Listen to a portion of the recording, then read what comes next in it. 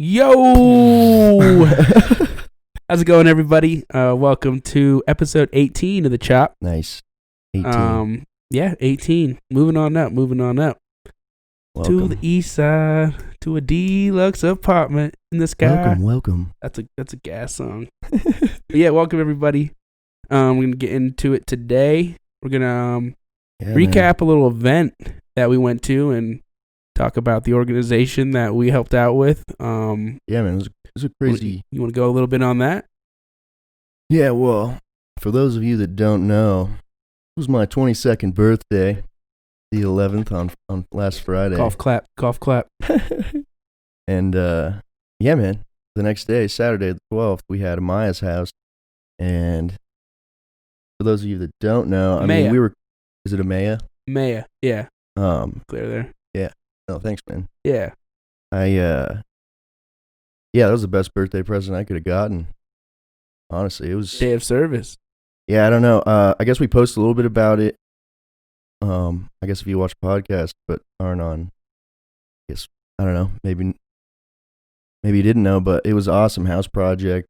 We teamed up with Rooted 303. We actually got these shirts from. Yeah. Which I was like, we definitely need some of those. We rise by lifting others? Come on. Yeah, and it just kind of went, rise, grind, repeat. Come on. Yeah, immediately. Yeah. Super badass. Their whole thing, I guess, was like, it's really about when other services end for people, that's when their service starts for people. Yep. And we got introduced from Matt Starkey over with the Hunter Evans Foundation. And we actually we didn't really take any pictures or videos while we were there, but they're actually working on a video. So hopefully we could share that with you guys. It was a blast, honestly. Yeah, I mean, to go into it, I'm sure we could share her story. She said she loves to share her story, just to talk a little bit on it. Talked about having her on the podcast maybe sometime soon. Yeah, but Amaya is a single mother. She battled with addiction and homelessness for a while, and is actually now 11 years sober. Mm-hmm. I don't know how recently, but got some custody back, I believe, of her kids, and then actually, sadly, her grandmother passed away about a year ago and left her with a home. So from being homeless to be left with a home was big for her. And yeah. The home just needed a little bit of, picking up, reorganizing, and just creating, we helped to create a space for the kids and for Amaya to feel like comfort and some structure at their house. Yeah, and the thing that I didn't know when we walked in about her is that she's just this awesome giving person herself. Yeah, I agree. So, those people that give even when they're struggling, there's something to show for that. So for us to be able to come in, what we didn't know when we walked in was she's also housing, other moms and other children in this home. So we did a lot of landscaping that day. We did a lot of heavy lifting. Yeah. RGR brought the muscles. Yeah, I saw that post that Rooted 303 did. That was awesome. I was like, that's right. Yeah. Brought the muscle. It was just so awesome. It was so, it was that community, that communitas. Everybody just came together to help this person out. 100%. Everybody was super nice. There was never, it was a good time. It was a nice day out. Yeah. And service just gives you so much back. It's like rewarding. It's, for me at least.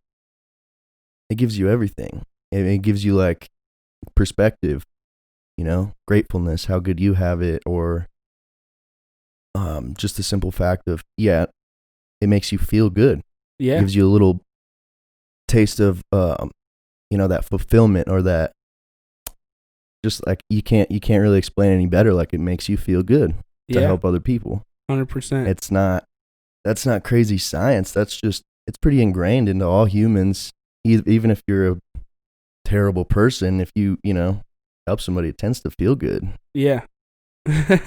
So I don't know, that service definitely brings forth a lot, and personally, and a lot of good people together. It was. Yeah. I'm glad we got in touch with them. Thank you, Matt. Yeah. And thank you, Hunter Matt, Evans and the Hunter Foundation. Evans Foundation, for real. That was awesome. What was cool too is this was Hunter's first hero. Mm-hmm. Hunter's Heroes. Yeah.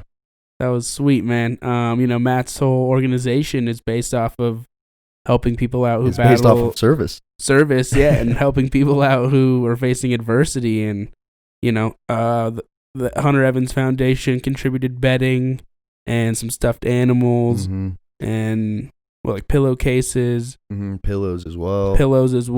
Yep. For the kids, and I think Amaya's room as well, right?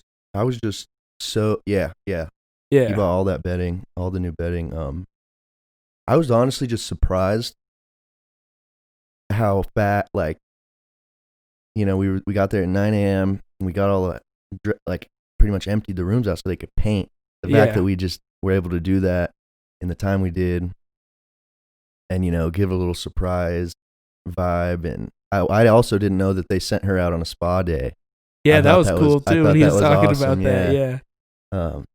So there's some little details that made it more. It's almost like, what was that, Extreme Home Makeover? Yeah. Is that when they move that? Yeah, bus? It was. It was almost like that, dude. At a very smaller scale. You were up in the front yard for a while. The front yard was awesome. The new, I think the mulch was Movement 5280. I think they brought Movement all that. 5280. Shout out to you guys donating that mulch. Yeah. Soil as well for all the there was a lot of work we did. Flowers and stuff we planted. It was man, it's good work. It's fulfilling, and it's good work.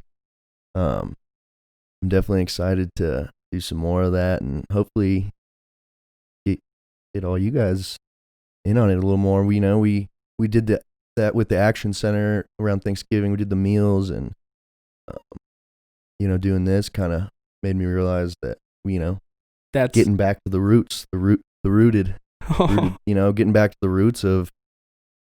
I know that that's a huge part of the recipe here, and fulfillment is service, for sure. 100%. I mean, like we said here, like one of our points that we want to talk about, service is essential. Yeah. I mean, and also what we write here? Service is a part of your daily routine. It's not a decision you make. Going to work, even like typically you're doing a service for somebody else. If you even wake up and you cook a meal for somebody, that's one of the biggest. I just listened to an entire podcast on how food is a form of love. Sitting down, that is one of the biggest services. Yeah. I think that's coming from Chef Mike. Probably why we're in the cooking realm. Love cooking. It's an art, dude. It's an art. It is. It truly is. That's such a crazy.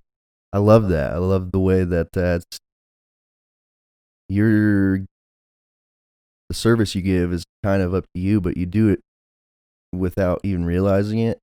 Yeah. And you shouldn't hate it.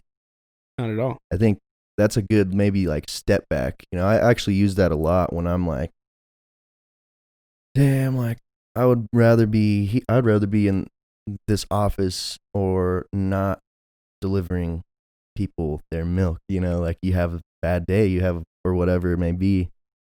It's a good little grounding point to just step back and be like I'm not just like. It's a lot easier when like in the summer the kids are out. Yeah. So it's like, oh, the milkman's here. Like I get some of that stuff like it's out of a movie. The good little, step back and be like, I'm not just bringing people their milk. Like this is bigger than that.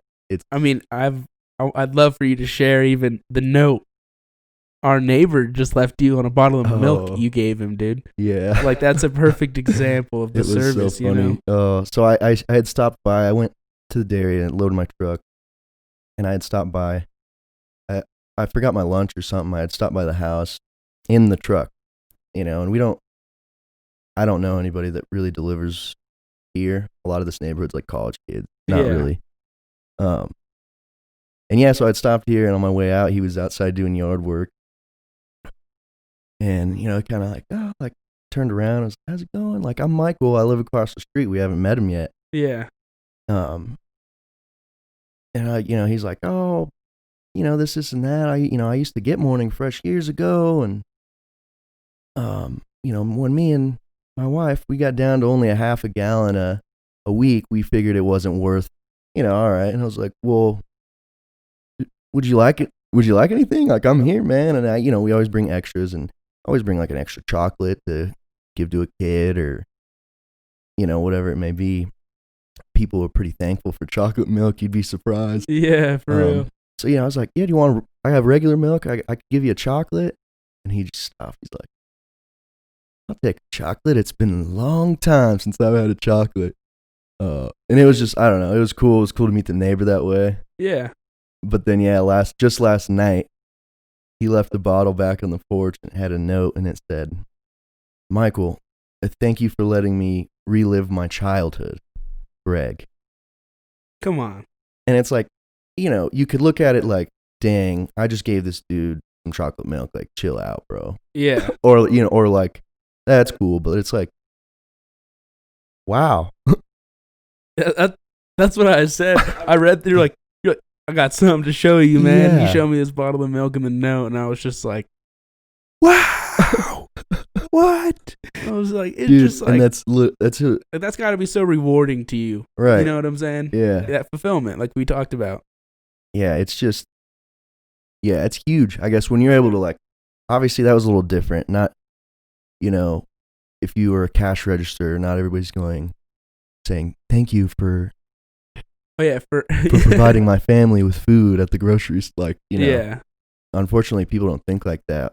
I feel like we should, but that's what I'm saying. It's cool to be able to switch be like, have an automatic negative thought, because you could get stuck in a routine, and it could get boring or whatever. Yeah. It may be, but being able to just stop no matter what you do and say, this is my service, and anything I do, I should want to do good. I should. Yeah. 100%. I mean, that's how I felt after this weekend at Amaya's house. I was telling people, like, yo, like, this is our roots, man. This is our niche. The people are so awesome. Stacy and Domingo. Yeah. Amazing people. And Joe. I just met, and then what was, Adam, was it? Yeah. Oh, yeah. Adam was a great guy. Just everyone was so genuine, nice, and like we were all there for something bigger than ourselves, It wasn't, there was no competition or like, Amen. We were all just doing a service for something way bigger than ourselves. Honestly, probably another reason that, because I think that's what everybody wants in life on the low. Like, low key is to be a part of something bigger than themselves. That's what this is about. Yeah. Like, we want to know everybody and promote everybody and be friends with everybody, because that's everybody needs that. Everybody needs to be a part of something bigger than themselves. That's another piece of this puzzle, man. That's such a nugget. It's gosh, so much better than those nuggets they're serving at McDonald's. Oh.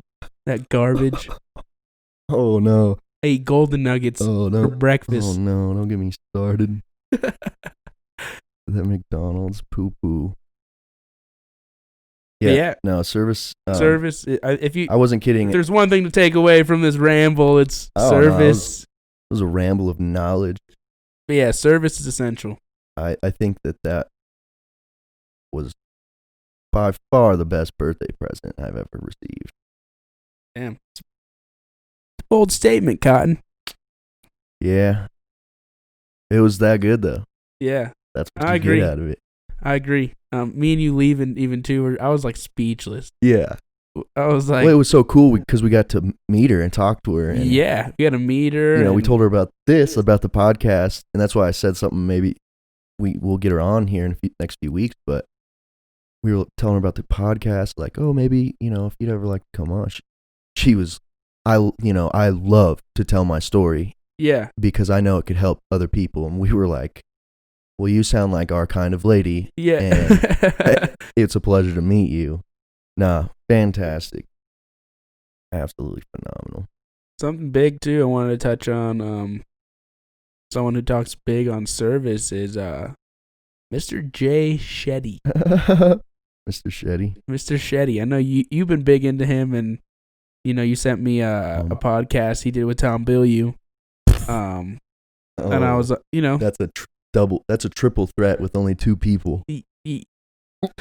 Yeah. Yeah. Oh yeah. Yeah, bro. I was boarding the plane. You're like, you can download podcasts, and I was like, that's fantastic. Okay. Yeah. And like, I'm about to take off, and I download this real quick. I downloaded 2 of them, but luckily only the Jay Shetty one went. And that's just fine. Wow. And usually I'll listen to music on the plane. Sit back, relax, close your eyes, where you just wake up in a different state. Podcasts have changed my life. I pulled my laptop out, just ripping apart notes. I was just pulling nuggets out of everything, dude. There was so much knowledge in that, and like a lot of it was just finding your purpose and being selfless and the act of giving. Dude, like we were talking about this so big upstairs, but like I love this industry of helping people, bro. Facts. Whether it's a nonprofit project or a breakthrough in your life or your emotions, your whatever it may be, it's so cool that they're all intertwined and connected. I was about to literally pull the words out of my mouth, dude. I was about to say it's so dope how it's so it's all connected. All these people that collab. It's Miley Cyrus and Dr. Amon. Like, come on, dude. Right. And Miley Cyrus she was on the Joe Rogan podcast. Tell you how many little girls looked up to Hannah Montana, Miley Cyrus. Yeah, Dr. Daniel Amon.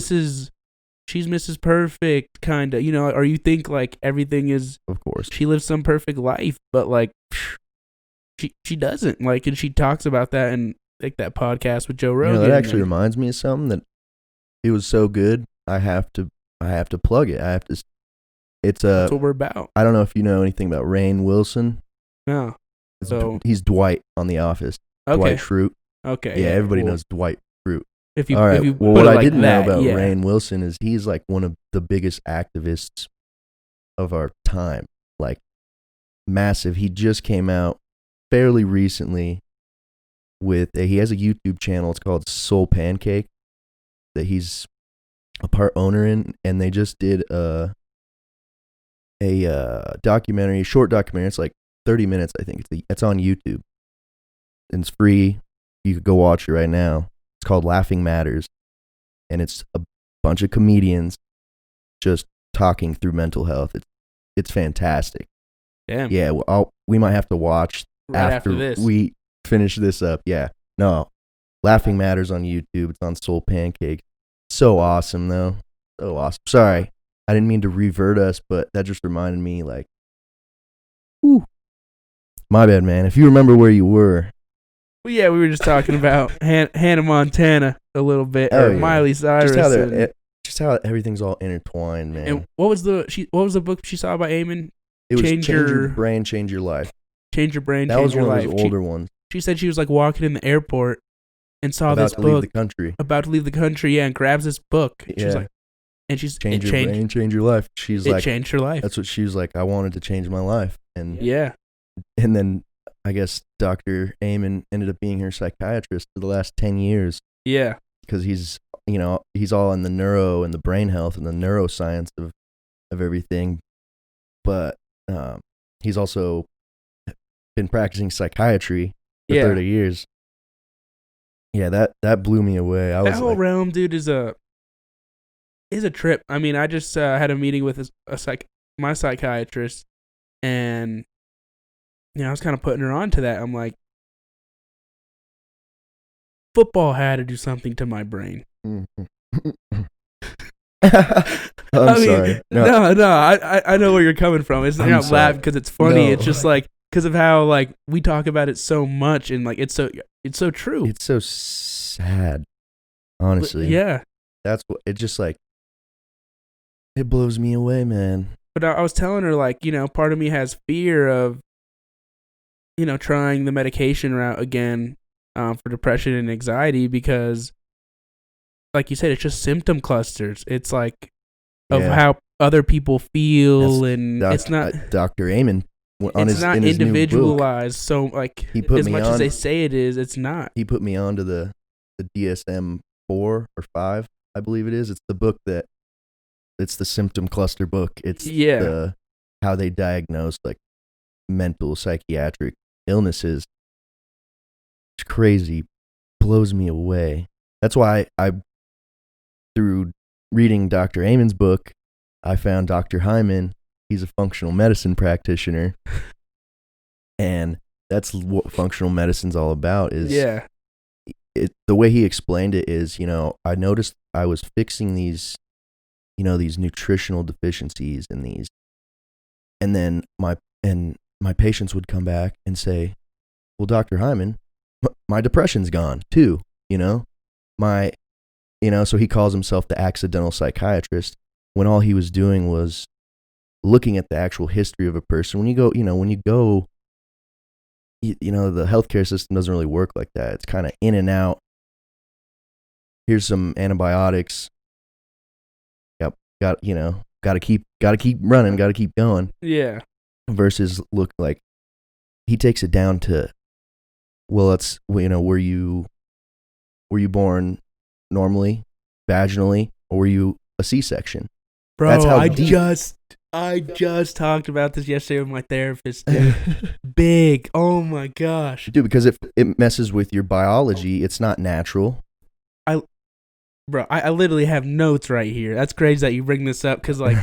that's how far they go back, though, and that's why that stuff matters. Or you were telling me, I don't want to, like, share stuff, but the car crash before you were born. That's what I was literally about to get into here. Or that's that separation of me and of my birth. That separation wasn't natural.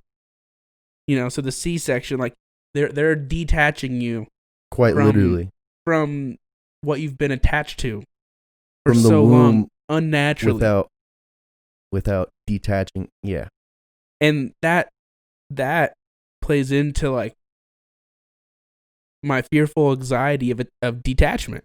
That's just, it was crazy because I've always I've never had vocabulary or the right wording or description to put behind it. And like yesterday, me and my therapist were bringing it back. He's like, "So how were you born? Did you have any traumatic events? Like, did you have the fear of separation at a young age?" And I was like, "Yeah. Like, I didn't like to go sleep over at friends' houses until I was like 12. Yep. I mean, I remember you saying that. Yeah, and then he's like, "Well, were you born by a C-section?" Yeah, and I actually was. Just quite the coincidence, But it was weird because, he had me. It made us realize that that's why I have these external safety and security dependencies. And then that's why. Yeah, and we tied that into Maslow's hierarchy of needs. And the base of the base, the bottom of that pyramid in the hierarchy of needs is your safety and security. And you get that usually at birth with your mom and right attachment, that safety, security. I've always been a mama's boy, It's that naturalness of and then typically as we're kids, we start to get over this, these external safety and securities within people when we start to find like, oh, this is my favorite teddy bear, I always have to have him, or your baby blanket, or your binky.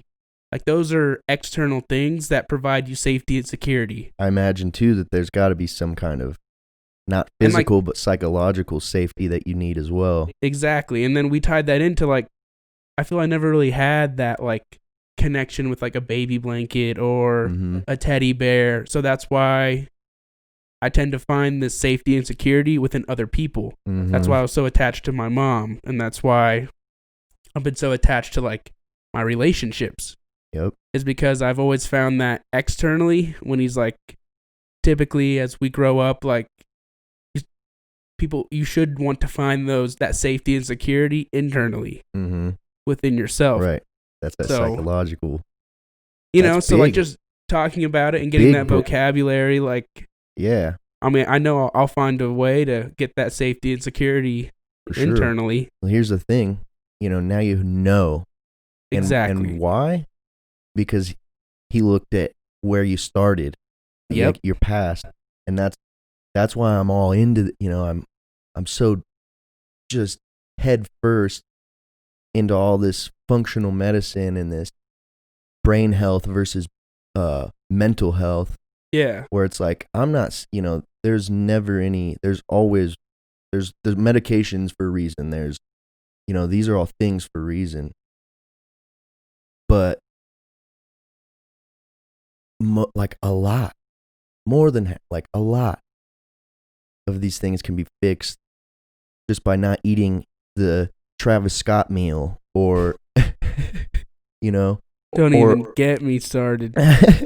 Or, fixing your nutritional deficiencies, because our food system's so terrible. It's like we're not, obesity wasn't a thing we don't have like a surplus of food like we have refined, ultra-processed food versus hunting and gathering our food, eating maybe once a day, once a week, maybe sometimes. Like we were evolved to burn our fat for energy. Now we're burning all these extra calories all this sugar and refined, like it's just, it all matters. Like everything that your environment, the way you treat your body, what you put in your body, what you do with your body. Yeah. Like that all is very, very much tied together. Why do you think Jay Shetty, a former monk, is on Dr. Hyman's functional medicine podcast, or why Dr. Hyman's on Tom Bilyeu's impact theory, which is all about, this motivate, like, why do you think all that stuff's connected? Because it's actually all connected in real life, probably. Like, yeah. That's so awesome, though. Not even probably. It is. I mean, we hadn't talked about that at all. That's so. Well, that was yesterday, bro. Word. Well, That's so crazy that you brought that up, because that was literally yesterday with my therapist. Well, it's crazy because I always think about like my own family when I'm reading these books, of course, and my past and their issues, my issue, or because that's part of it. Yeah. And I was thinking about, I think one of my sisters was a C-section as well. And I feel like I see that difference almost. Yeah. In just like their stature or their, it could come in the forms of a lot of things. I don't know. 100%. That's so crazy though. I love that, man. Yeah. No, it was crazy. Like, that's so awesome though. And then what was it?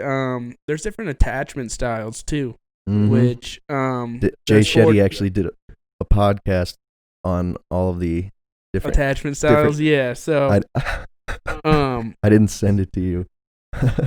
But I mean, I'm already consuming it now. Exactly. So like, I was doing some research and I can't remember exactly which one I am. I think there's like 3 or 4. There's 4. There's 3 main ones though. The 4th one's not as often. Well, the fourth one is a mix of 2 of them. Okay. So, I'm gonna look them up real quick. Do it. You don't. We out here. Attachment styles. There we go. Internet's so quick. Already got them for you guys. Grateful. Very grateful. So we have the secure attachment style, which is confident, reciprocal, non-reactive, and resilient. It's the first one. Second is anxious, preoccupied, which is emotional, hunger, fantasy bond, lacking of nurturing, and turbulence.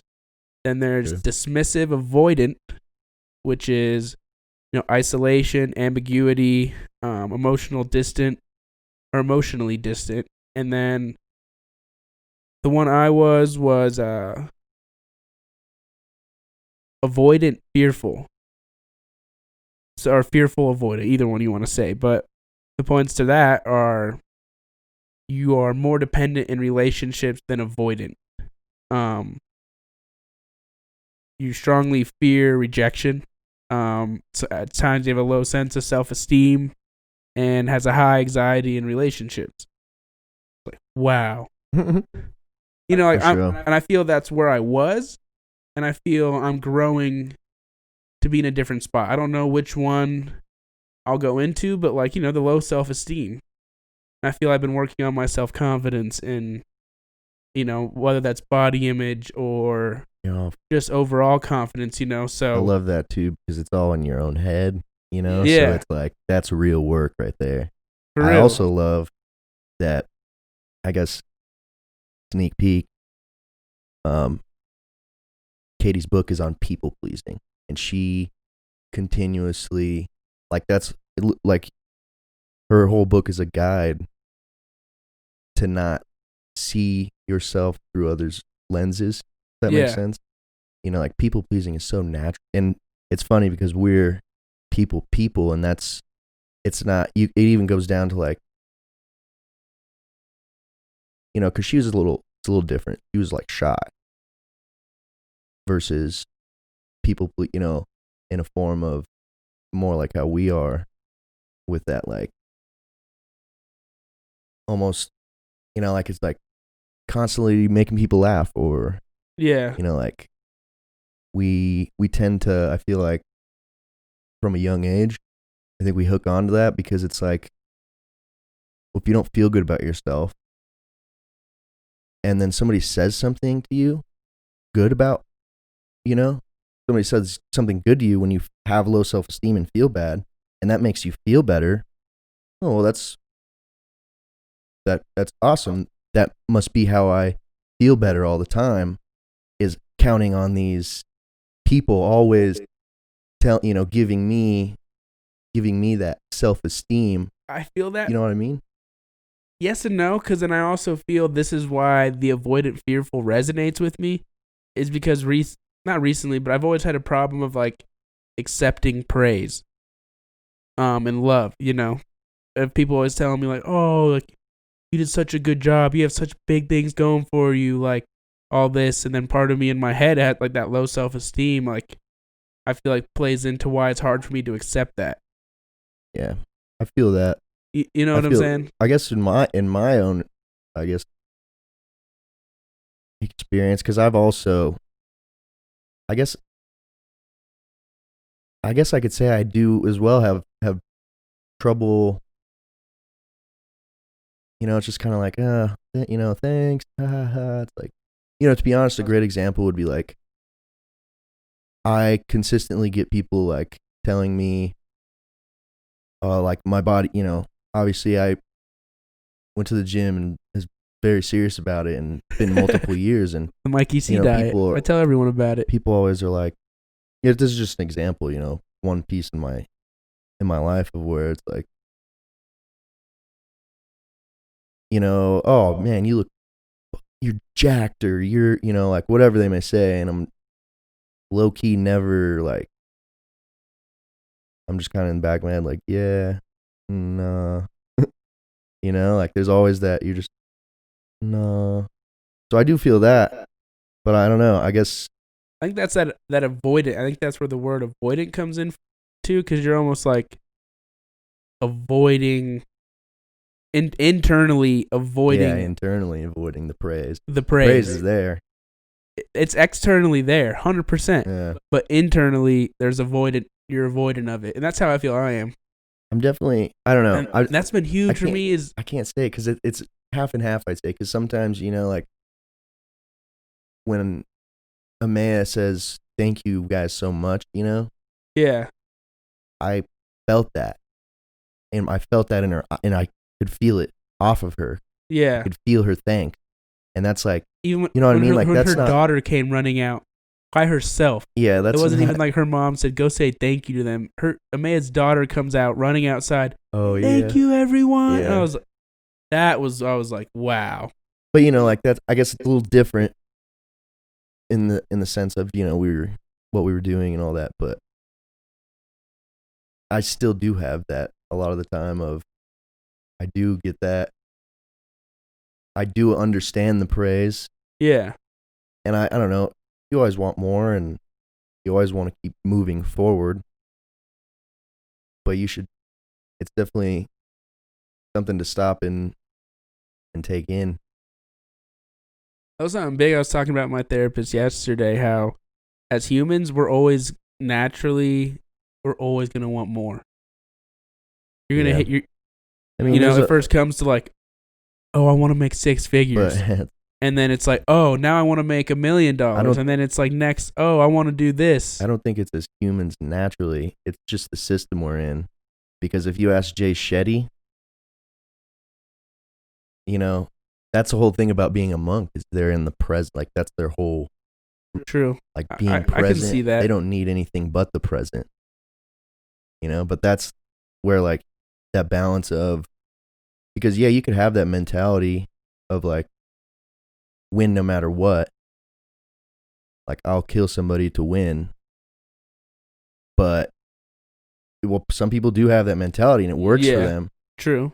But without the balance of being grateful, I guess, and being present in the moment and having that drive, it's going to be, because you could also be total monk, but then that might not be what you actually want for yourself. You might want a brand new laptop and that's okay, but having that balance between the two, I think is the big old key right there, brother, on your keychain of doors to unlock. Wow. Yeah. What? Yeah. Yeah. Yeah. Well, man. I guess we could wrap it on that. So I was thinking. We could wrap it on that. We got a little longy. It's all right. No, it's not that bad. I was about to say I listened to an hour and a half Jay Shetty. Oh yeah, I listened to a 2-hour That's why I love, dude. I think it's not too hard if you want to listen to 38 minutes. If you want to get ahead in life at all with yourself, make your car a university, and every time you get in your car, put on a podcast. It doesn't even have to be our podcast because I get it. Find a professional that you like doing whatever you want to do. Put a podcast on instead of music. Wow! Oh.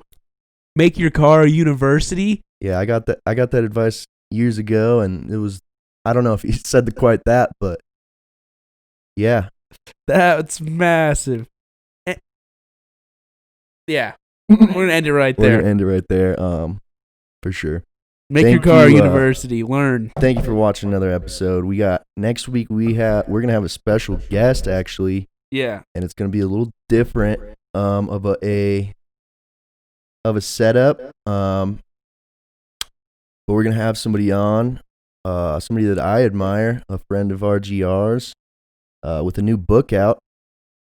I've mentioned a few times the name in the book, but I'm going to leave it with the cliffhanger, see if you could scribble back, and because I think I even mentioned her name.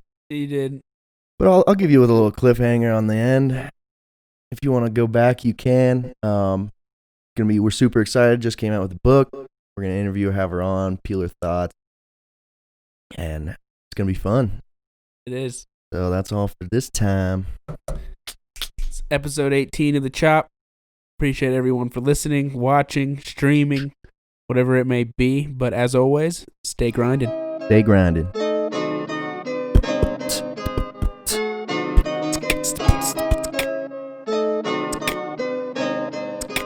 I don't want me back.